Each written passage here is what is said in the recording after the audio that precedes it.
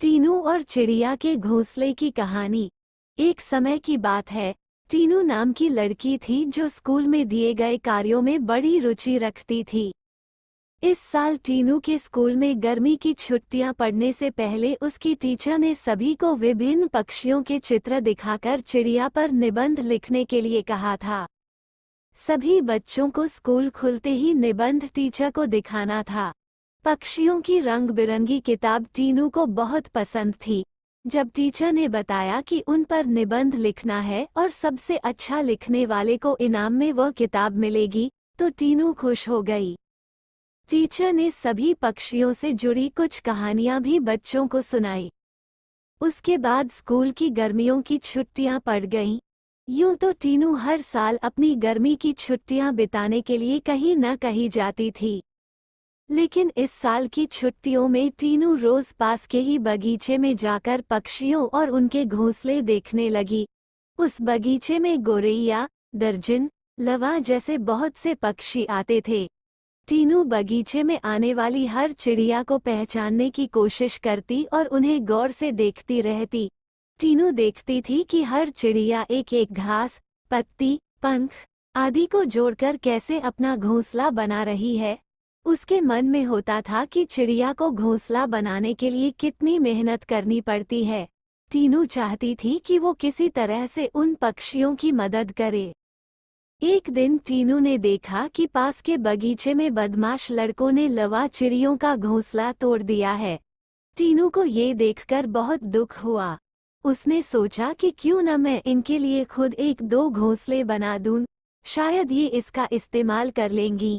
टीनू को लगा कि वो कुछ ही देर में घोंसला बनाकर तैयार कर देगी, लेकिन टीनू पूरा दिन तिनकों और दूसरी चीजों से चिड़िया का घोंसला बुनती रही। बड़ी मुश्किल से जब घोंसला तैयार हुआ, तो घोंसले को पेड़ पर टिकाने के लिए कुछ मिला नहीं। टीनू की माँ ये सब देख रही थी। तभी टीनू ने माँ को बताया, देखिए ना, मैंने चिड़िया के लिए एक घोंसला बनाया है, मगर यह उतना सुंदर नहीं है जितना चिड़िया बनाती हैं। मैंने सोचा था आसानी से एक सुंदर घोंसला बन जाएगा, लेकिन ऐसा हुआ नहीं। ये घोंसला अंदर से काफी कठोर बन गया है। क्या आप इसे मुलायम बना देंगी? किसी तरह से टीनू की माँ ने उस घोंसले को थोड़ा ठीक किया। उसके बाद टीनू ने उस घोंसले को धागे की मदद से पेड़ पर टिका दिया। अब बगीचे में बैठकर टीनू लवा पक्षी के आने का इंतजार करने लगी। वो पक्षी बगीचे में आए तो, लेकिन टीनू द्वारा बनाया गया घोंसला उन्होंने इस्तेमाल नहीं किया। टीनू के साथ उसकी माँ भी बगीचे में आई थी। उसने टीनू को उदास देखकर कहा, तुम परेशान मत होना, अभी चिड़िया घोंसले पर आ जाएगी। तभी एक लवा पक्षी ने आकर टीनू द्वारा बनाए गए घोंसले को तोड़ दिया। अब टीनू ने मुंह लटका लिया। तब उसे उसकी माँ ने समझाया कि तुम्हें दुखी नहीं होना चाहिए।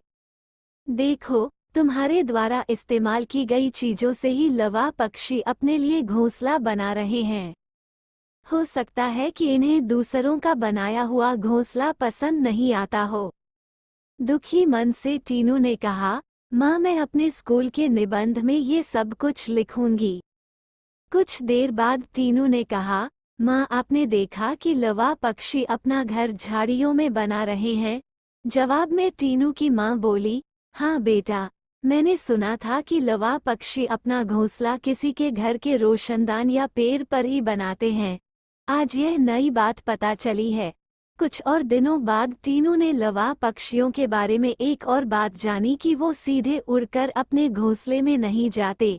घोंसले से कुछ दूर ठहरकर इधर उधर कूदते हुए वो अपने घोंसले तक पहुंचते हैं, ताकि किसी को उनके घोंसले का पता न चले।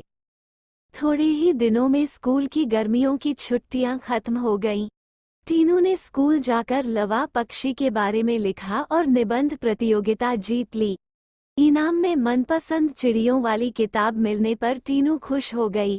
प्रतियोगिता जीतने के बाद भी टीनू रोज चिड़ियों की चहचहाहट सुनने के लिए उस बगीचे में जाकर घंटों बैठती है, मानो उसकी चिड़ियों के साथ दोस्ती हो गई हो।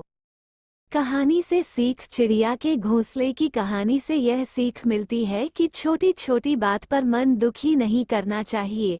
साथ ही आसपास की चीज़ों पर गौर करने से हमें काफ़ी कुछ नया जानने को मिलता है।